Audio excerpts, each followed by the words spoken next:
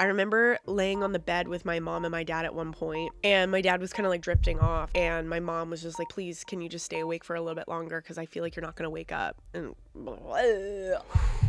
I'm very sensitive to energy, period. Any roofed facility that has a lot of people inside of it, my energy drains like that, and I have to leave. This is my personal experience with OCD, and I don't know how other people handle it. The best way to combat these things, in my opinion, is just what is true. What is true is me walking down a hallway and saying something over and over again is not going to save my dad. It's almost like people who are super religious and think that they can like pray away cancer. Like, that's just, sorry, it's not going to work. What's up, y'all? This is David, and welcome to Dead Talks. Today's guest is Rachel Bonetta. She's a stand-up comedian. She's such an amazing woman. We just met an hour and a half ago, and we had such a good time. Easy conversation. We tapped into her being 16 years old when she lost her father. He got sick when she was 8, so it was a very particular experience to go through when she was a child that she still thinks deeply about today. We talked about her spiritual experiences and what she believes, and also mental health, which is a very important component to this conversation as it relates to her OCD and how that affects her grief experience and let alone her life. This is such a blast of a conversation. I had such a great time with her, and I think we even spoke about Area 51 at the end, so we kind of went off the rocker. She started becoming the podcast host, asking me questions about 9/11 as we tapped into that. So hopefully you're not sick of my 9/11 experience, but we did talk about that for a little bit. Nevertheless, I appreciate y'all for being here on the show. Thank you for tuning in. Please engage in the comments. Feel free to share. That's always good for the algorithm. Thank you again. Hope you enjoyed the episode. I'll stop talking.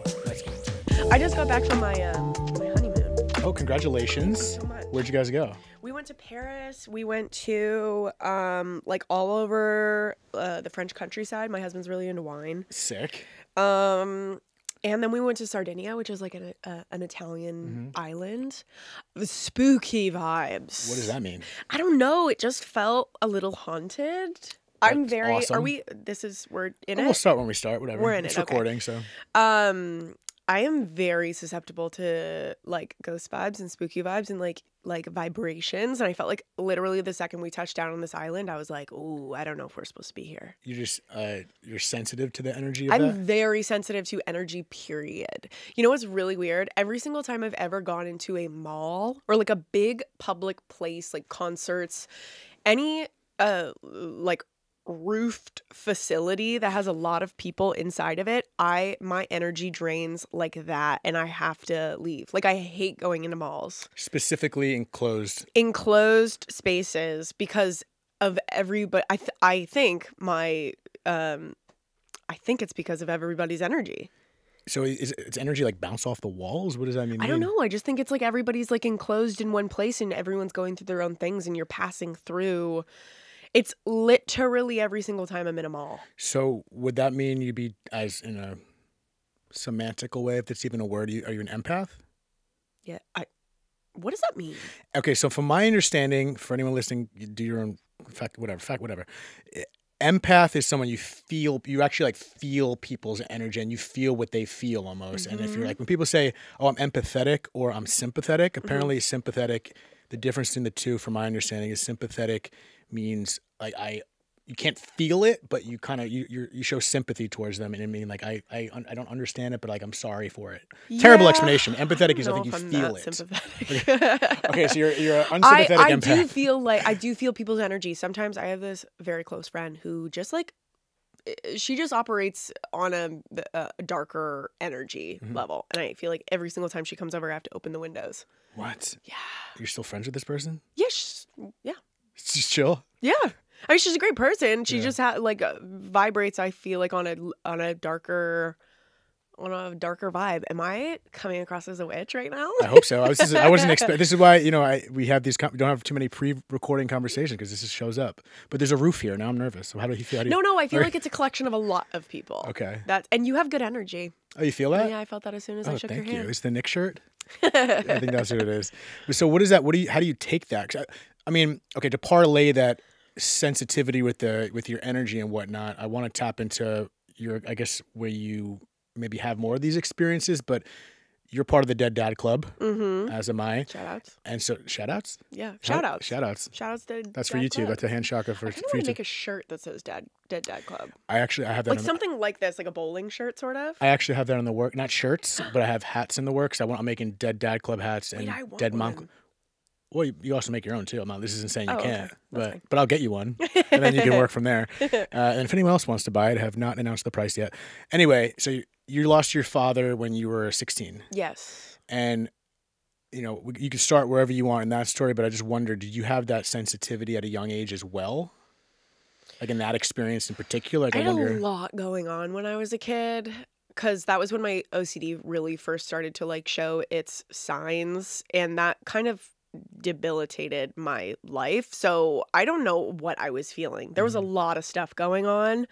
I think as I've gotten older, I've been really fascinated in learning more about my brain, specifically like this last year.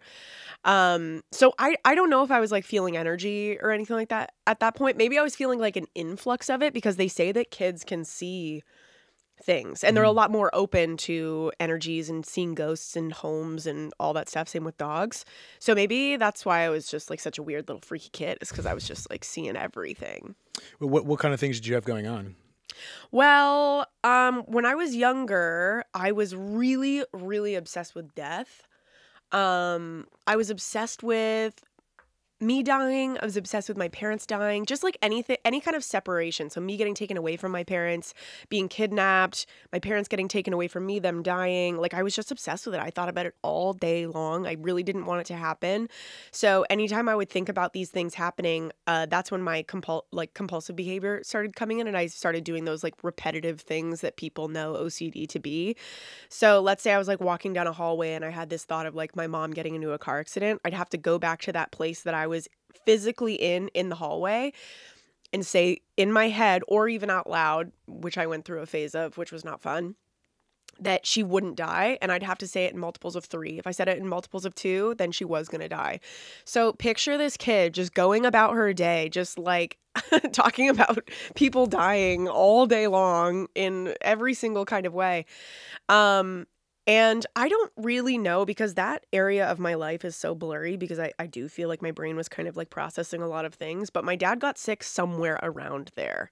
Somewhere, because he was sick for like 8 or 9 years. So I think it started when I was like 8 years old. He started kind of just losing a lot of weight, being really sick all the time. I was really young also, so it was like kind of kept from me. But I could notice that my dad was like deteriorating.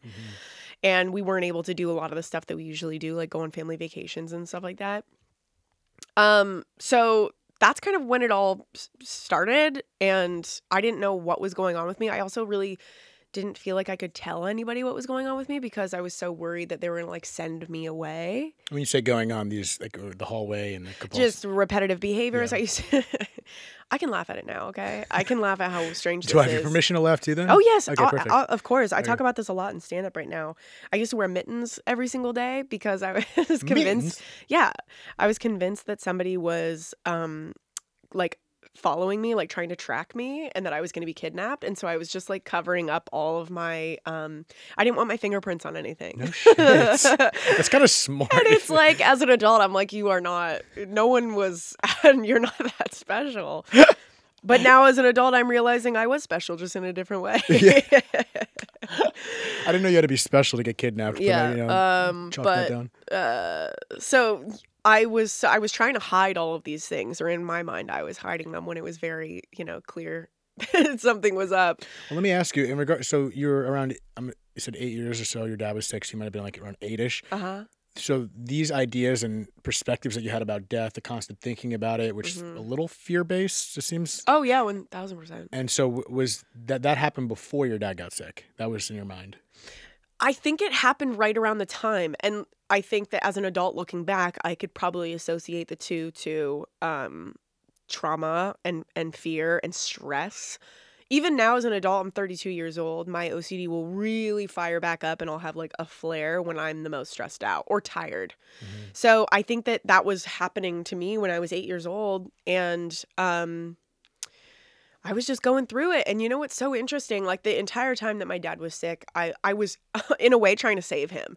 And that's when my compulsions like really kicked up, because I was just like, he's sick. I need to do something about this. Because in your brain, I don't know, do you have OCD? Undiagnosed.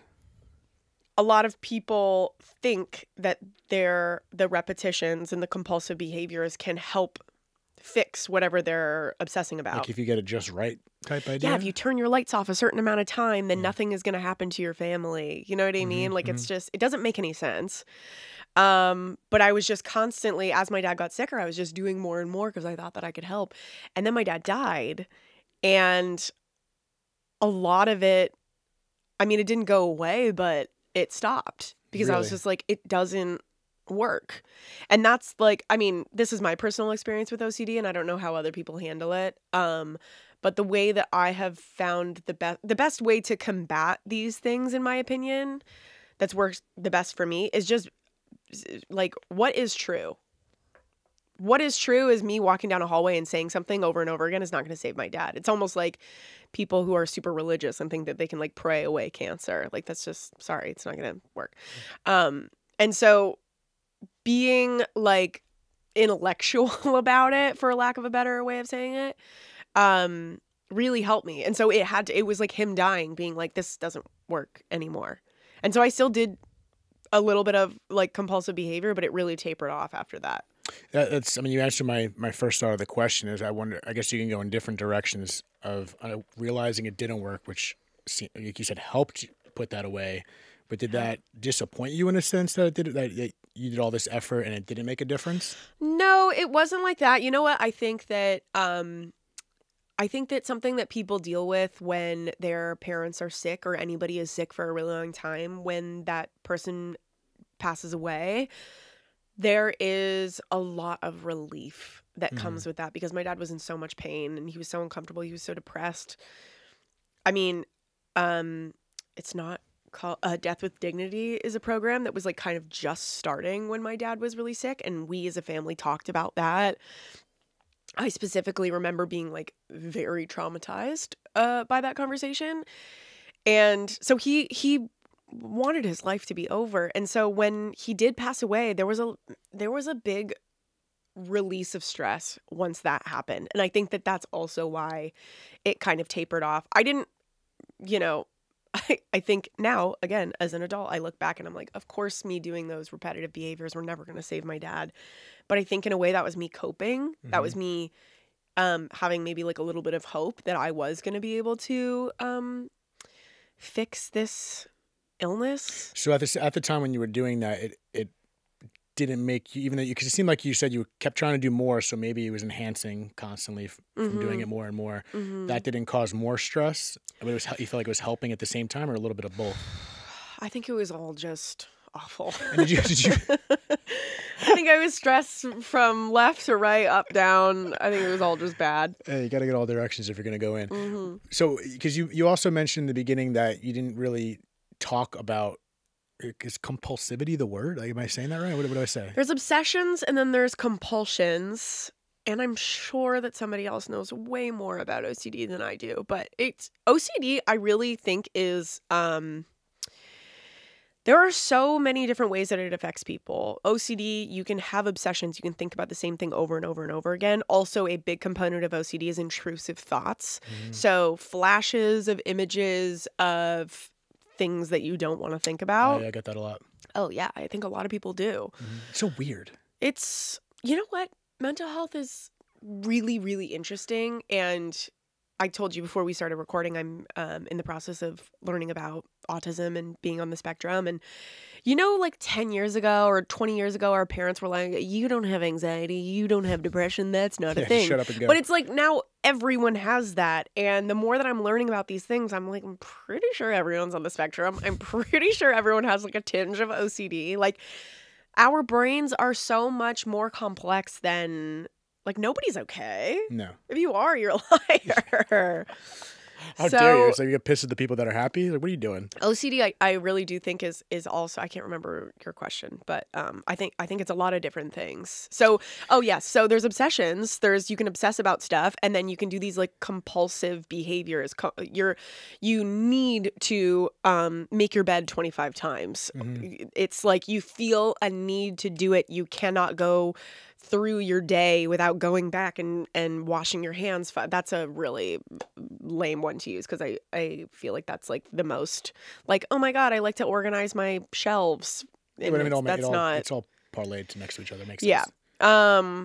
But to answer your question, yeah, I do think that there's separate things, and OCD is kind of like an umbrella, or at least in my mind. Again, I think that somebody could talk better about this, but in my mind, OCD is an umbrella, and there's all these different things that are different components. Yeah, I'm just curious about that process for someone like you that has that. It's if you're thinking about something constantly and you're constantly looking at different angles and how you can do this or that, it's like I could see it being a double-edged sword where I guess it could be good because you're constantly thinking about it, but also not good because you're constantly thinking about it. You know what? For a really long time, I was afraid of getting like kidnapped. But as I've gotten older, I'm like, I was so aware of my surroundings all of the time. Soup, like almost too much. That's a good thing. I think that that's good for women. I think that's good for women living in Los Angeles, especially LA. Yeah, it's good downtown for where we are right now. Stand-up comedians who go out and about all the time. Yeah, so that's something that I'm not mad that OCD brought to me. But also the question that I got sidetracked.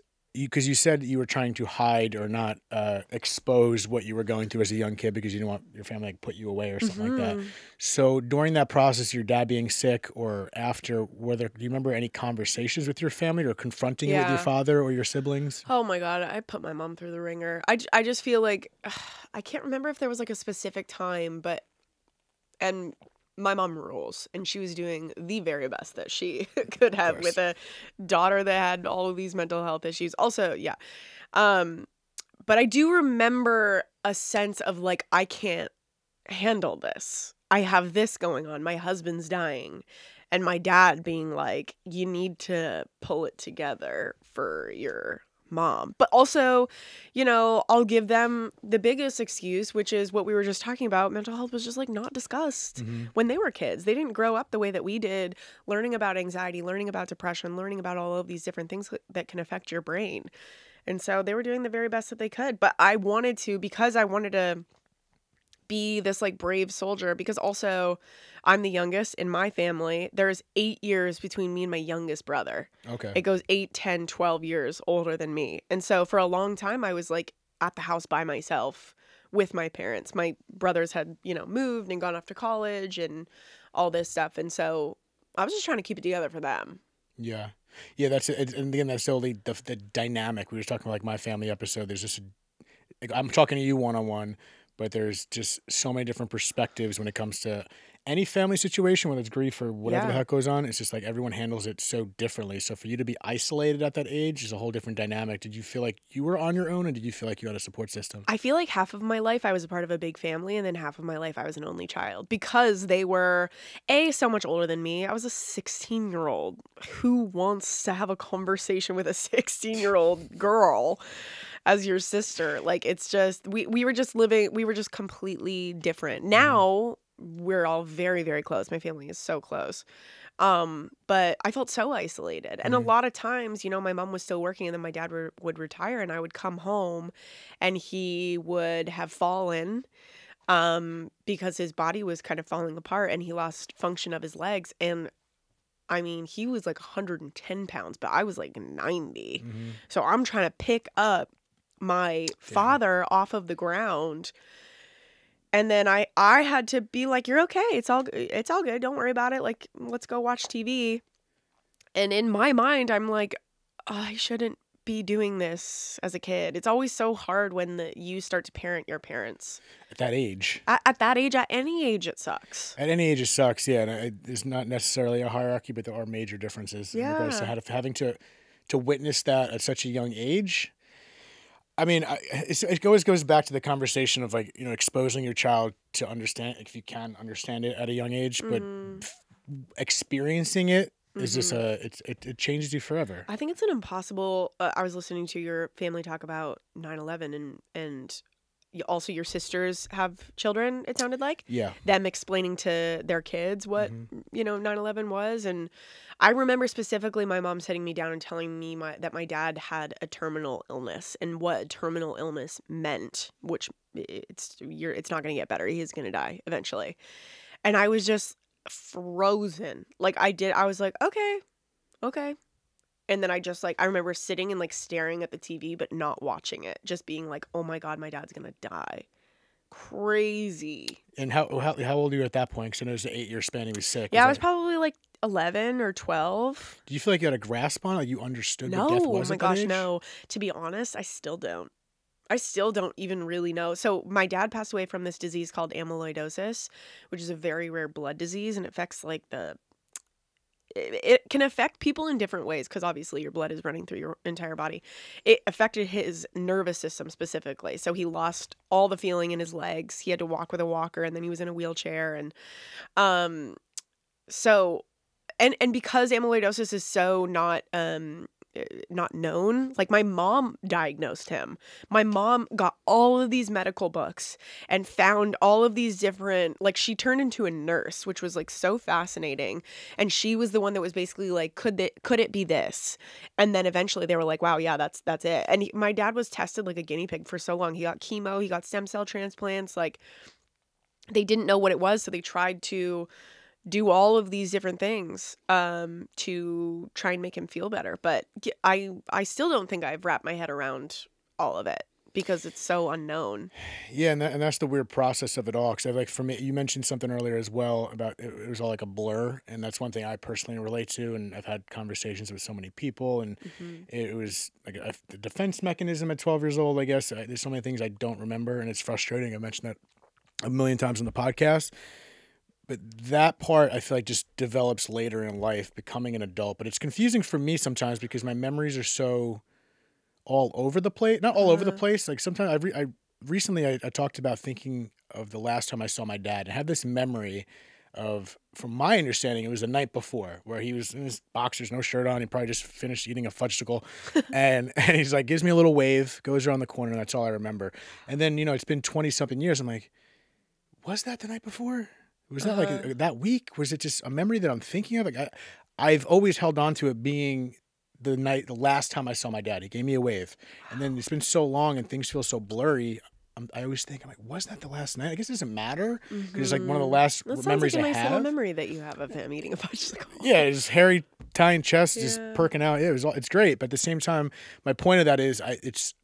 Your brain with memories just kind of gets a little confusing sometimes. It really does, you think especially when you're dealing with trauma and stress. Especially trauma. It's like, oh, okay, that's how I remember it, but was that so? Then you got to cross-reference and ask people who are around to confirm things. But that's also the confusing part about losing someone young or going through something traumatic young and then working it out as you get older. Because you get older, you understand life differently, maybe a little more jaded, and then you're old enough to work things out. Yeah. But then you're kind of working things out with confused memories. That is so interesting because also people remember things differently than you do. Yeah. Like I was discussing, so we recently had somebody on my husband's side of the family that did the Death with Dignity program, and it threw me for a loop because I hadn't thought about that in so long. And then I went to my mom. My mom does have terrible memory, but I went to my mom and I was like, do you remember talking to, it was called assisted suicide back then, which they've changed the name to. I said, do you remember talking about it? And she's like, no, I don't really. And then I asked my brother and he was like, yeah, I remember. So it's like people block certain things out, or people, like I was really affected by that conversation because I was like, Dad wants to die now. Like he doesn't want to spend his last years or weeks, however long he has with us. So it's interesting that people remember things. We had basically my dad had stopped eating at a certain point, and my mom pulled me out of school and she brought all my brothers home. They were in Vancouver and kind of in Toronto, all over the place. And she was like, this is it. This is going to be it because he's not eating anymore, so he can only last for so long. And we all got to spend the final week just hanging out with him. They had brought a hospital bed into their room so that we were able to be at home, and he was just like pumped full of drugs, so he was kind of out of it. But we were able to all have our moments with him, which I can imagine was hell for him because we were all just like sobbing. Yeah. And I just remember telling him that I'm gonna make you so proud, and I'm gonna take care of our family. And that's beautiful. Yeah, and the memory that I really don't like to think about because it's very upsetting to me is I remember laying on the bed with my mom and my dad at one point, and it was just the three of us, and my dad was kind of like drifting off, and my mom was just like, can you just stay awake for a little bit longer because I feel like you're not gonna wake up. And so awful. And then he stayed alive for like a couple more days. No shit. Yeah. And then she was also like, if you do die tonight, can you not come back and haunt me as a ghost? She was like, can you be chill about it? Knock on the door, do whatever you got to do. Just don't scare me. You know, that's another interesting transition because I have this woman on her podcast, Barbie, who's amazing. She lost her son, Lion, who made a pretty significant impact. And he was dying, and she had a living funeral where it was, you know, all the friends came by before he died and had like food. And so it was a living funeral, which is wild. And I remember she had a conversation with him. She was like, what are you going to come back as? Like, what signs are you going to give me? So they had a chance to have, and that made me think about your dad coming in as a ghost. So, you know, one option.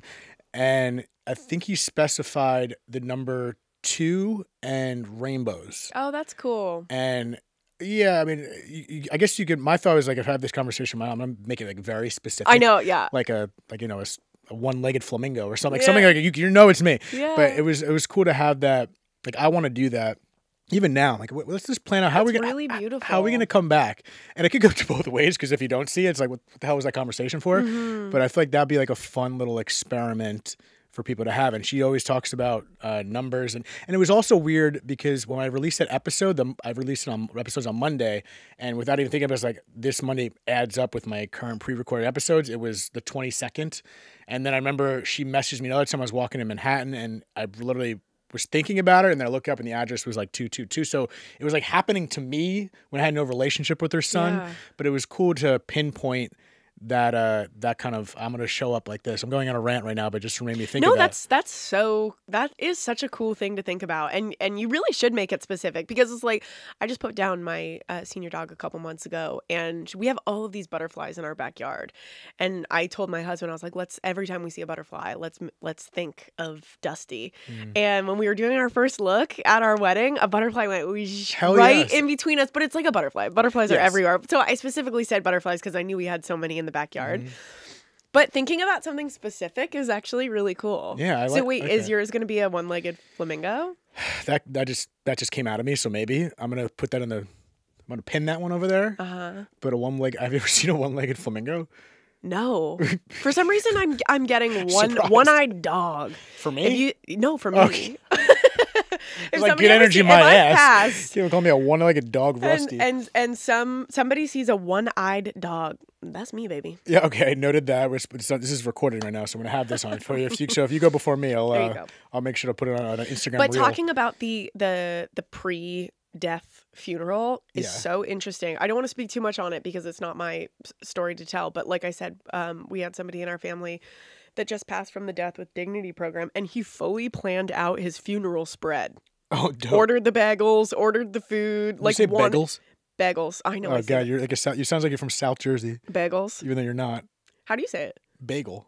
Bagel. Yeah, bagel. People have called me on this before. Yeah, I'm calling you out right now. Yeah. I also say bag.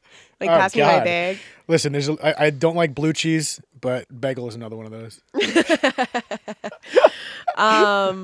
But man, just the I don't know if I could do that. I would just be such a mess. The living just funeral? planning, just the living, just being.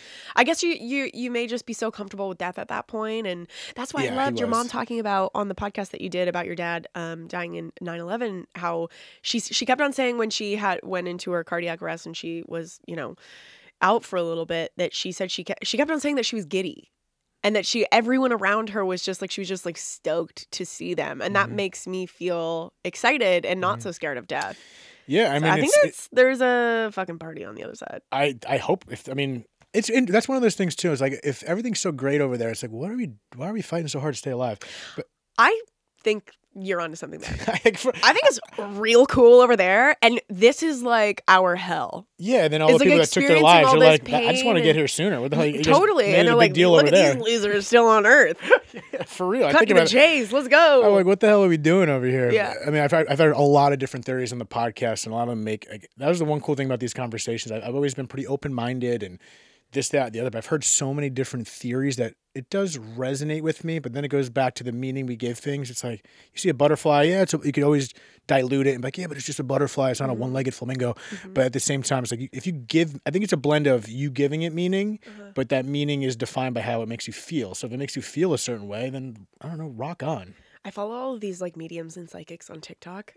and they're like, Mediums of TikTok. I spoke to Biggie Smalls earlier. Yeah, yeah. I love following those. And this one psychic or medium talks about what the afterlife is like, and she like just paints this beautiful portrait of like you get to build your own city, and you get to just like, you know, have your favorite places, and your next door neighbors are your family that's passed, and it's just this wonderful.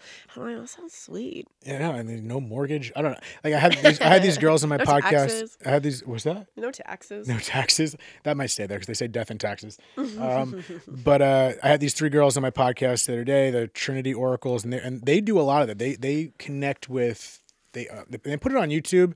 They connect with like they do celebrity psychic stuff, like I think like Tupac shit. Speaking of Biggie, and I did question. I was like, so why are you doing things like that? Like it doesn't. It's kind of like it seems very surface level, even if it's real or not. But then they're like, no, we do that to just to prove to people, that because you can check our receipts, you can look back and like we predicted this, we predicted that. But the celebrity thing and connecting with other people like that, I don't know. It's easy to think like, oh, you're just looking at their Wikipedia page. Right. But I will say this one woman that I follow is super old, and she's like, I don't know who Tupac is. Like, I'm like, you know what? I kind of believe you. Yeah, that's fair. I guess when that comes up. Yeah. So what do you believe happens after we die? I believe that we get to build our own little community, you like The Sims. You get to create your own little Sims world, and I grew up on this lake. We had this cottage on this like beautiful lake, and I would just go back there, and my next door neighbors will be, you know, my dad and actually some of my grandparents I don't really like, but you wouldn't have them there? I wouldn't have them. Yeah, they could be the next neighborhood, yeah. The next development. Jim Jeffries always had a bit talking about it's one of his early specials, one of my favorite of all time. I forget what it was called, and he was talking about the afterlife. He's like, in his Australian accent, which I'm not going to try. He said something like, yeah, when you die, like, do you think of eternity? I'm butchering this joke, so Jim, if you're listening to this, you know I've reached out to you, so answer me. If you get to the other side and like it's eternal, eventually you'll get bored. And I was like, that's a good point. Like eternity is so long. Like we're just going to exist forever. But I don't think you have that sense of like, I agree. Just grooving. And that's what I thought. I was like, I just think it's so bliss. Like, cause I did DMT a long time ago, and I got to this point where it was just this white space and everything was okay. And I had this feeling that it was like, I had this weird feeling, this is kind of transition. This would have felt like to die. And it just felt like all my questions were answered. I felt completely good with where I was and nothing was happening, but I felt good. And I feel like that is just like this unexplainable feeling of just bliss and everything is okay. And there's no concept of time because time kind of makes things really weird. Yeah. I feel like I should eat edible, and time just makes things so weird that when time doesn't exist, which is so incomprehensible, eternity isn't even a word. Yeah.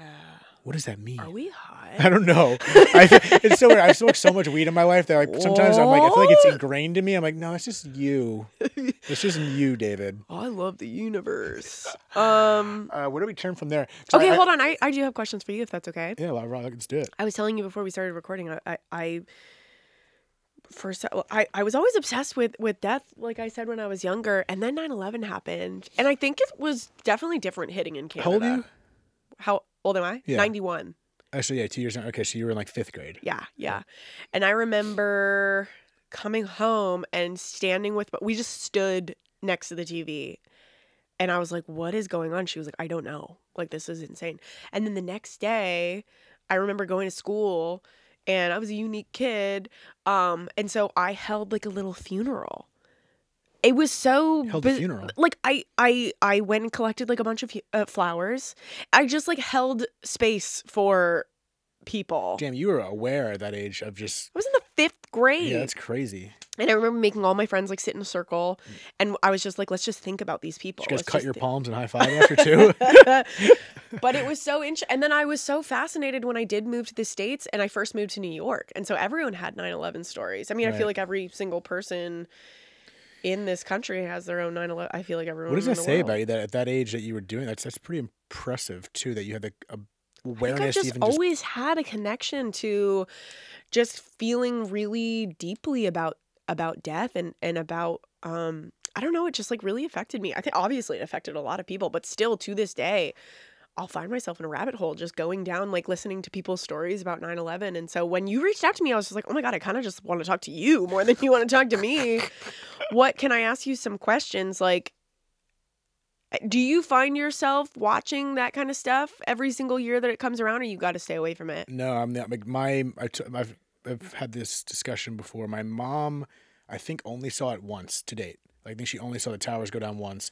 I'm literally the opposite side of this psychopathic spectrum, where I was obsessed with watching it. I feel like I've done it less now, but over the last 20 years, I've been obsessed with watching the footage over and over and over and over and over and over again. I saw the towers go down so many times, and I've always watched it. And it was I always try to understand why. Maybe who cares? Maybe sometimes like we have these obsessions with trying to figure things out. It's like we have this need as a human being to have to know. We have to know. And I feel like if you don't know, it equates to being fearful. And I've become more comfortable just like not knowing things. So I don't have to obsess as to why I was watching it so many times, but it kind of it made me feel something. Yeah. So, of course, if I didn't, I meant to be somewhere else. Yeah. But it just brought up emotion. I think it made me cry, and I wanted that. I wanted to bring the emotion out and evoke myself to feel sad, even though I already felt sad. But I think I just liked the feeling of getting the tears out, and that was a weird way of doing it. There's something to that, because I feel like when you deal with death and you deal with trauma, a bit of you goes numb, and you're like, "What's wrong with me?" And they call it exposure therapy. I forget who told me that. It was say someone died at a specific location. You would go to that location and sit there and experience it. I think it's called exposure therapy. I forget who was telling me about that. So I think if that's the wrong term, I don't know, but I feel like I was accidentally, intuitively doing exposure therapy of putting myself in that place, seeing it, and then it kind of like letting the air out of the balloon. Yeah. Even though it's pretty violent to be watching over and over at a young age, and as I became a man. Listen, no one can tell you how to grieve. No one can tell you. You have your own brain. I agree. Yeah. Yeah. Your dad was on the 105th floor, Tower 1. 105th floor, Tower 1. It was wild up there. Being there. It wasn't there for 9/11, obviously, but it was like I remember going to the towers when my dad would like bring son to work day, and they used to have like those floor to ceiling windows. So I used to like stand on the edge, put my forehead on the edge, and just look down. It was so high up. And then when I bring myself there, that happening, if they were still alive, because he was above where the plane hit.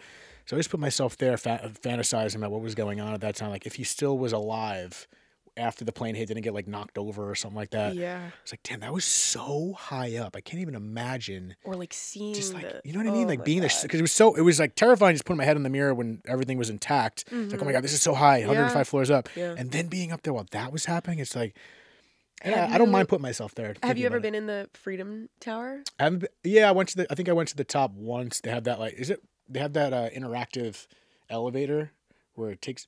Am I making this up? I think there's an interactive elevator where it kind of like it has a virtual screen where it shows the skyline even though it's not real. Have you been up there? Jesus. No, but I've been into the building next to it, and I see I hosted this show that's in the building like across the street from the Freedom Tower, so we would have the same view. And every time I'm up there, I'm like, I hate this. Every time you're up there? Just every time I'm up there and looking at that skyline, I think about that, and I think about what they would have seen, and just ugh.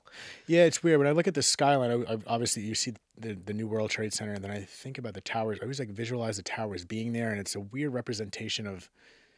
My family talked about this about recording at the memorial for the family episode. And it's been 23 years, and it was just like it's a weird back and forth of thinking about where the skyline was. Like obviously the towers have been there.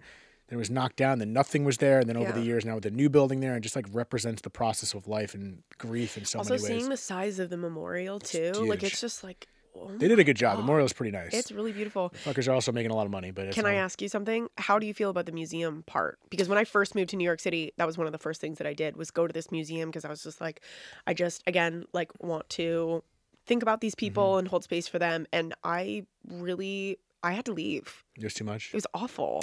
It's a lot. I felt like it was like trauma porn. A little bit, especially that walk. Did you go through the walkthrough, the interactive walkthrough?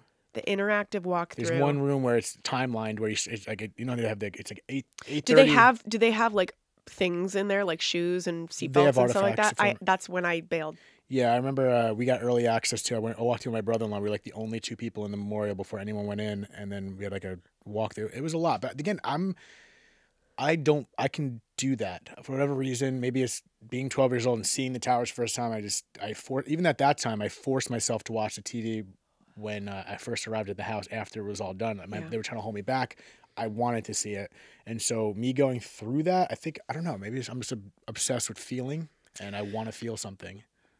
That's interesting. I think that also goes back to like the numbness that we feel is like you just keep on doing things that other people wouldn't be able to do because it's like, I just need to feel something. Yeah. Then also I wonder if it ties into me, again, not remembering a lot where I'm trying to like evoke memories that. Because you were 12. Yeah. I don't know. It's just, I need to get hypnotized or something. But yeah, I just remember being down in the museum and like they've got the AC cranked. Yeah, it's like Vegas. They don't want you to leave. Yeah. The first thing that no, but I also think they're trying to make you feel things. They're trying to make you feel scared. They're trying to make you feel cold. And I was just like, this is so performative and like you're profiting off of this and it's just yucko. Yeah, the whole profiting thing is another discussion. Yeah, like do families get any of that? I don't know. Not from That's the museum fucked up. It's like it's a 9/11 investment. I get my passivity from the museum. You should. Yeah. Wait, did you ever connect with anybody else that did anybody on your dad's floor survive? No. I think my dad's company lost the most people. It was Cantor Fitzgerald because they were all like on the higher floors. So his company lost the most people. The only people that survived just happened to not go to work that day. Whoa. Well, that's just a whole other thing. That's like a survivor's guilt.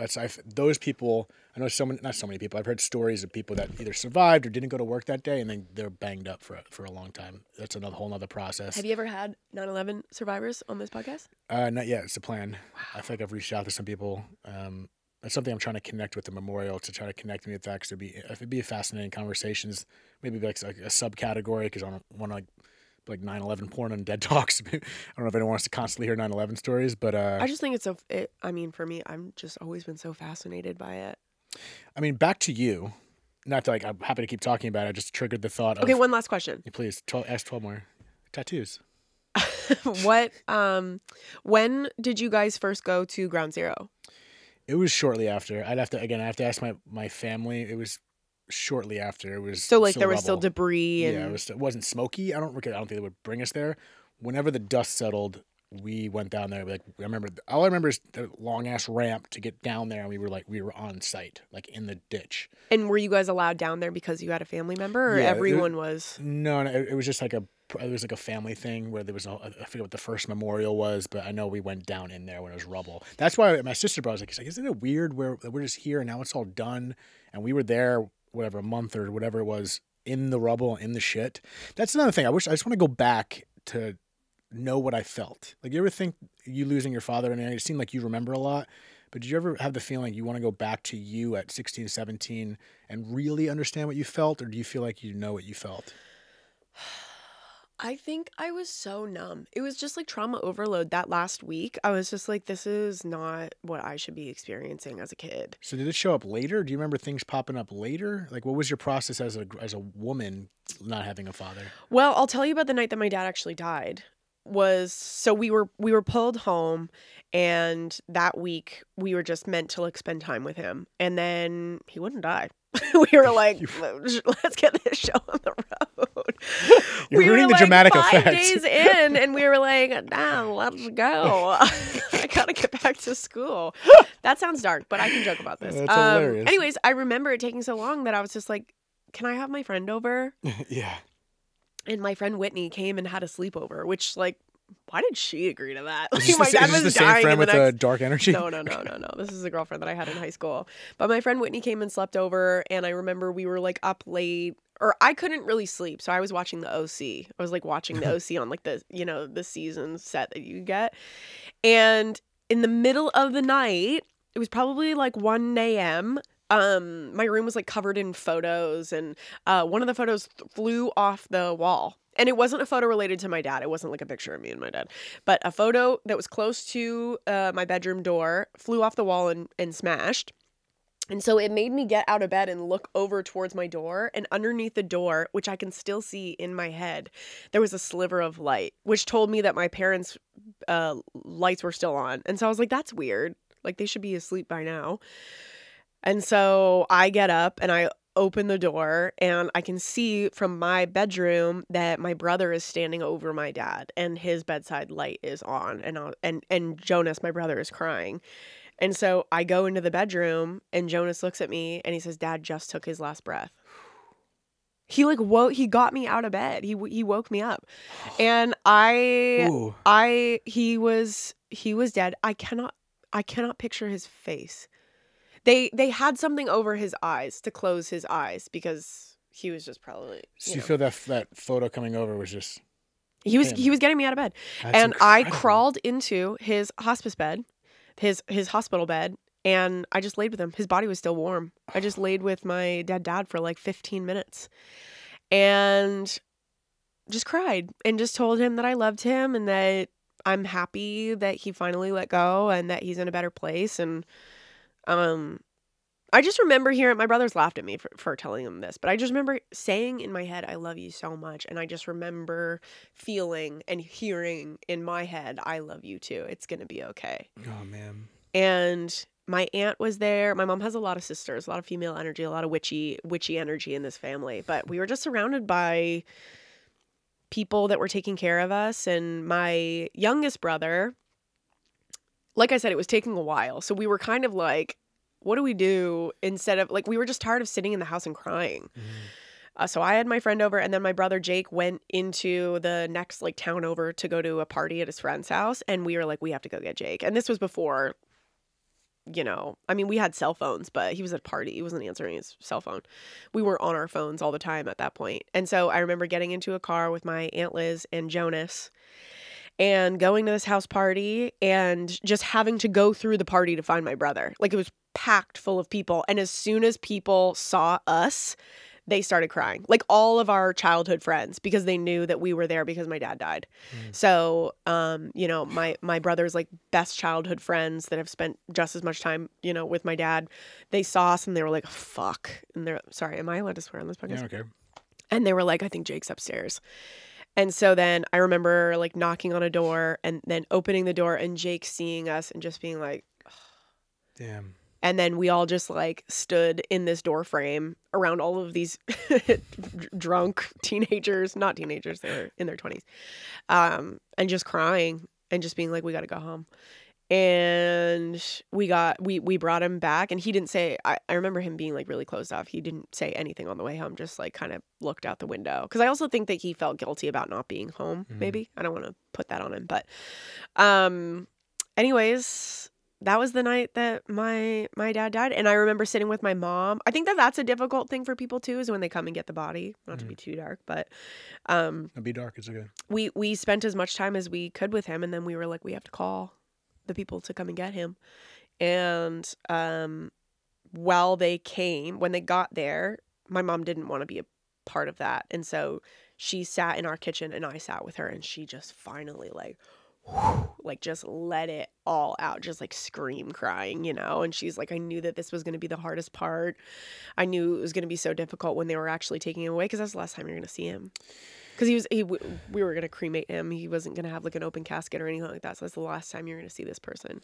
Yeah, and it's interesting, that we have that reflex as to what you just said, like it's dark, but there's so many cultures that, if you have funerals, you see the body, and there's some cultures that leave the body, like stay with the body for, I think, days. I forget what cultures do that, but I think there's something there. I believe that, because it's weird. Like, I remember a specific moment when I lost one of my really good girlfriends, Veronica, and I remember I showed up with her best friend and her boyfriend at the time and got to see her for the first time.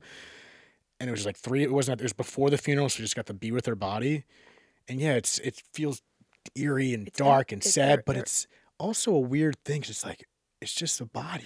That is so interesting. That's such an interesting point. It really is just like a vessel. This is just a shell, and it's such a weird thought, because we're in this world today where it's, physical attraction is a real thing, but it's like, it's just physical attraction. Every time I got older, it was always just like, okay, that person's good looking, this or that, I'm attracted to this, what they look like, their clothes, whatever. But it's like, no, I feel like love is a soul connection, and that's, what the hell is a soul? It's another thing. But when you look at a dead body, it's like, that's not them. Like, that's them, but it's not them. They're gone. And it's like, that's why whoever was them was something else, something intangible. Like, that's what we are.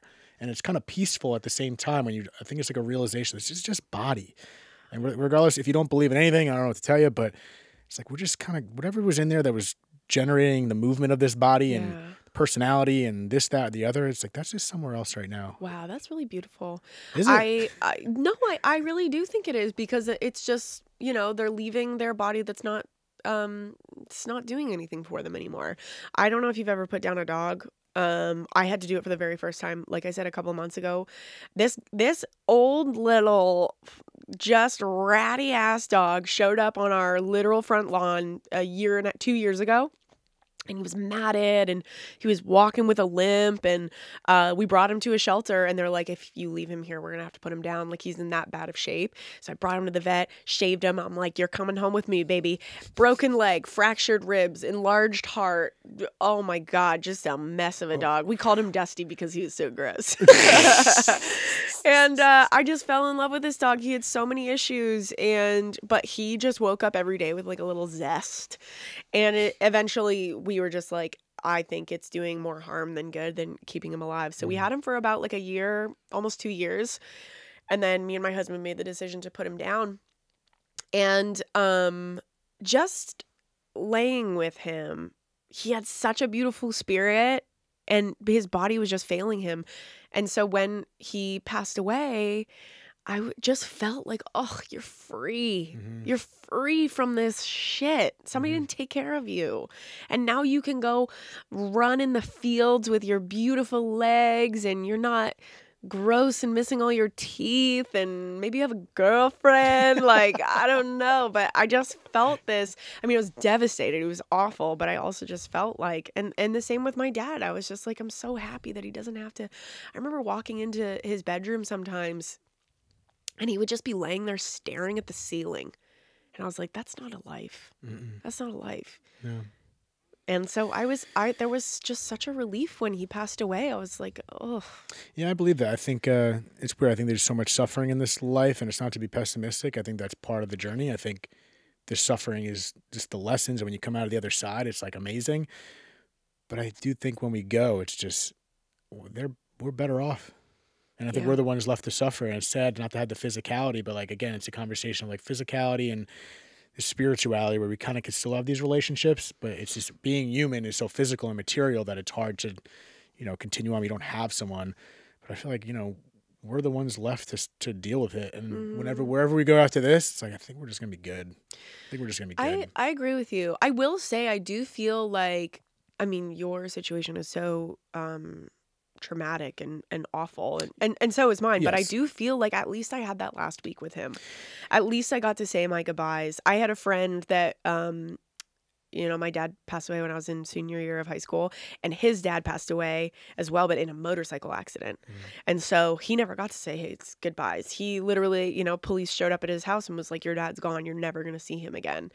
And I felt awful for him. I was like, my situation's way better than yours. Like, I got to, my dad was in bad shape, but I still got to tell him I love him, and I got to really have some closure. Yeah, that's why I think it's important that's why to me, these conversations are great. Like, we're both clearly comfortable talking about it. And it's not like we're not crying and it's not whatever, but it's just a reminder to not say your goodbyes now, but I'm a big believer. Like, I don't like leaving people. Like, I like leaving people obviously better off if possible than when you just first saw them, but also like a real goodbye, because and it's not like a pessimistic way of saying, you might die after this, but it's like, yeah, you might die after this. So be happy for every single moment, as corny, as cliche as that sounds. But if you do that and say a proper goodbye as if it's your last, it's like then if something happens abruptly, you feel a little less guilty if you're like prepping for it in a weird way. For sure. I think it's just a reminder to be present and be aware of the situation now and how temporal it is, because it's like, yeah, you have these abrupt deaths, but then it's also, we put all this weight on those last moments. It's like, the last moment, but you also had, like, I lost my dad, 12. And if I had a bad goodbye with my father, which I didn't, I'm sure it would be a process. But it's like, that was just a moment. I had 11 years and 11 months and 29 days. There's so much more. So it's that weird thing. We hang on to those last moments. Oh my God, I didn't say goodbye, which I understand is heavy, but it's like, you had a whole life before that with them. It's not like, let's chip the scales a little bit. I think they're also just like way more understanding on the other side. I think it's just they understand all.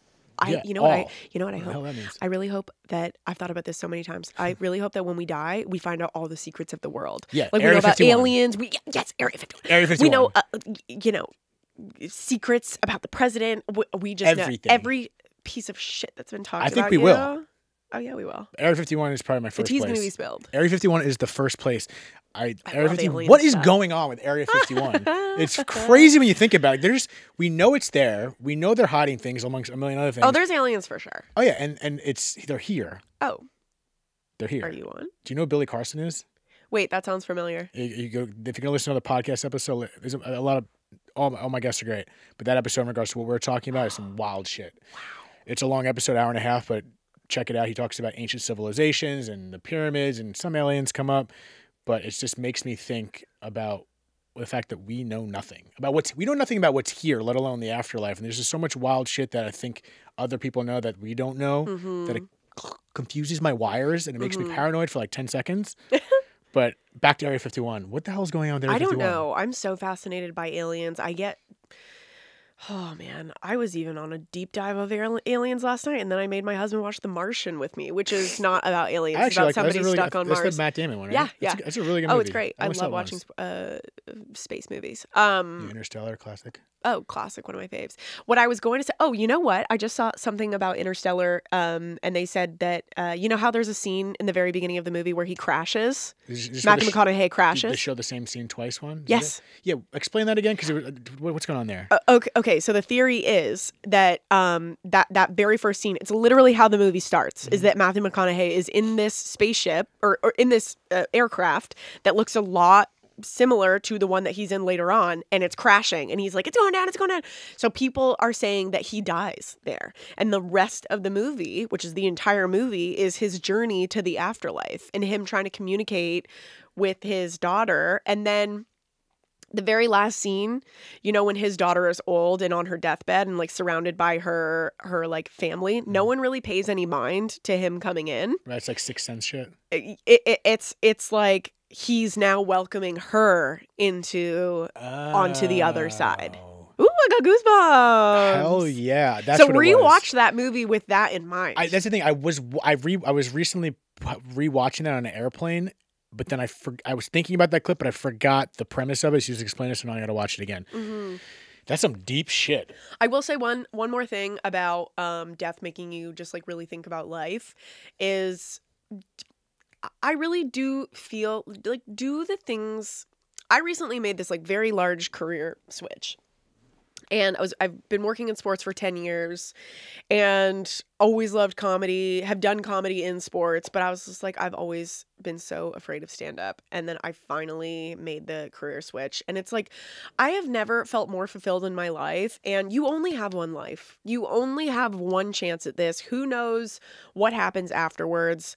I think that death really just makes me think of just take advantage of what you have now. Tell your people that you love them, all that stuff, but also live the life that you want to live. Do the things that you want to do. I love it. Let's end it right there. That's a perfect cap off because I was going to ask you what it meant to you, and you just explained it beautifully. There you go. Well, boom.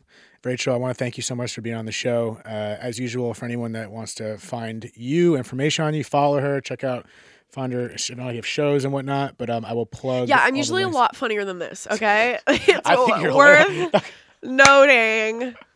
No, you're funny. I'm not usually this dark of a vibe. It wasn't even that dark of a vibe, to be honest, which is why you're fun to talk to. Okay, good. I always worry that talking about mental health freaks people out. Well, I mean, if it freaks someone out, they probably need exposure therapy to that then. Yeah, there you go. That's triggers. Triggers are just a heads up that maybe you got to deal with some shit.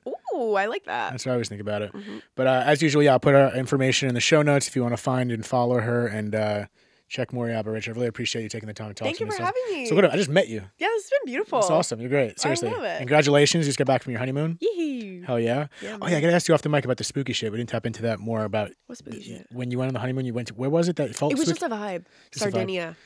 It was just a vibe that's like maybe people, you know what's interesting is Sardinia, once upon a time, a lot of Jewish people were sent there, kicked out of Rome and sent to this island to just like, you know, get away. Mm-hmm. like they were banished there.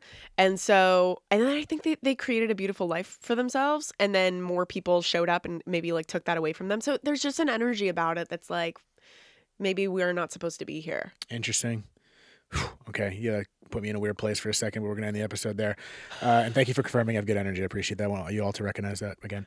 All right, another episode of Dead Talks. Till next time, thanks. Thank you so much for tuning in to another episode of Dead Talks. Please do not forget to hit the subscribe button and also the notification bell. That'll give you updates as to when we post a new video, more episodes, and more content in general. We are streaming on all the major podcast platforms, including Apple, Spotify, iHeartRadio, Pandora, and all that. And also find us on Instagram at Dead Talks Podcast or www.deadtalks.net. Thank you so much.